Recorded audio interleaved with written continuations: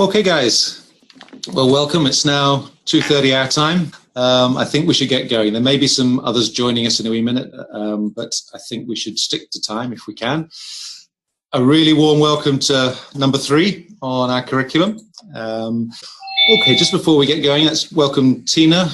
You've just joined us. All okay there, Tina? Yep, fine. That's me organised. I'm Tina Mitchell. I manage Seaford House Care Home in Golspie. Warm welcome, Tina. Hi, I'm Penny Cormack. I'm the manager of Pulteney House in Wales. Great to see you. Okay. Sophie, I'm the deputy manager here in Balhulish. I'm Karen, one of the seniors. I'm Jackie. I manage the Waste Centre in Kennedy. And I'm Debbie, one of the seniors. Great, welcome. I'm Caroline. I manage the Telford Centre in Fort Augustus and Dalmore and Strontian and a bit of Inverness and Fort William as well. Hello, I'm Kate. I'm manager here at Kintyre House. Hi, I'm Jane. I'm the lead senior here at Kintyre House. Good. Hi, I'm Emma. I'm a senior here at Kintyre. Can I switch now to the hub here? Well, for those of you perhaps that don't know me, I'm Jeremy Keane. I'm one of the consultants here at the hospice. Hi, I'm Sharon Brown, administrator of the ECHO project. Alison McRobbie, I'm pharmacist here for NHS Highlands at the hospice. Maria Cuthbert, I'm learning and development coordinator at the hospice and I help with admin for ECHO. Fraser Robertson, I help with the IT side of ECHO. Great. Hi, I'm Susan McLeod. I'm social worker here at Highlands Hospice.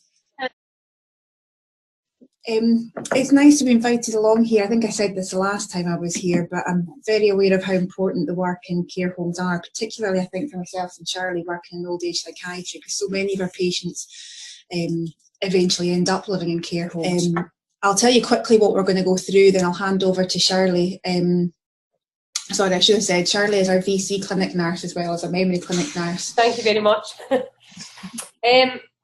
I was going to do some PowerPoints and things, but I think we can all appreciate with working in the sector we do, you don't often get time to do what you want.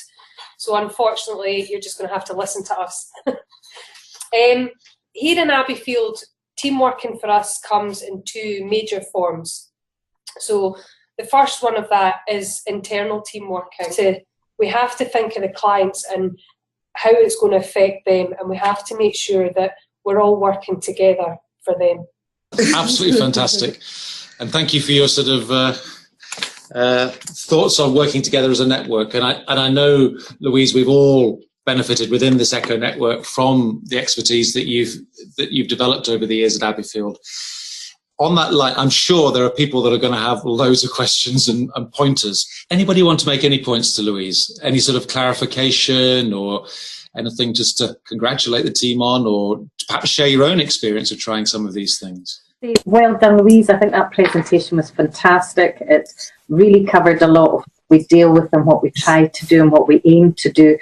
And yes, absolutely, we're not all perfect, but we all aim to do the very best by our residents. And completely agree with you, open, honest conversations. Not always do we get the right information through on our POPs and assessments. It's actually sometimes having the confidence when someone's being discharged from hospital to say no. Right. When you can't meet their needs. Right. Susan, perhaps shall we start with you? I suppose what I'm hearing is there doesn't seem to be, or that the current way that the POPs are laid out don't give you the information that you need, or that the information that people put on them is... Just explain POPs, perhaps, for our New Mexico colleagues. POPs are personal outcome plans. Just to check, everybody can see the case on your screens? Everybody thumbs up on that? Yep, okay, thank you very much, guys. Carry on this side. Alison, I don't know whether you want to come in at this point at all on these medications, because people will be kind of familiar with them, but may not be familiar with some of the side effects of them. Yeah, I mean, just looking at the combination she's on, I realise it's a mixed picture dementia, but I think she's on some duplication of therapy there as well, and I think there could be a bit of rationalisation. I'm also conscious that most of them are liquids and the high sugar content of liquid medicines. And I'm just wondering whether there's possibilities of variation, maybe using soluble tablets. Thank you for Penny and Liz for your your case presentation. Really useful stuff. And again, we're more than happy to talk afterwards if you need to talk further about that over the next few days. Thank you for Susan for taking up for the reins for this. It's difficult to present something that you haven't been intimately involved with, but thank you anyway for that. For the rest of us that will be meeting together again in a couple of weeks' time, just to mention that the next topic, we're looking at the 11th of October. Alison, I think, is going to be presenting to you on commonly used drugs at the end of life and what to look out for with these drugs, okay? Now, as always, you know what I'm going to ask for next, don't you? Penny and Liz are well and truly off the hook. We do need some volunteers for the case studies. Now, you'll all be looking after folk at the end of life with drugs. It doesn't have to be anything extremely complex. Oh, that's great. Look at that. Okay, Debbie and Jackie, that's one. Have we got a volunteer for the second case study? Please. Please.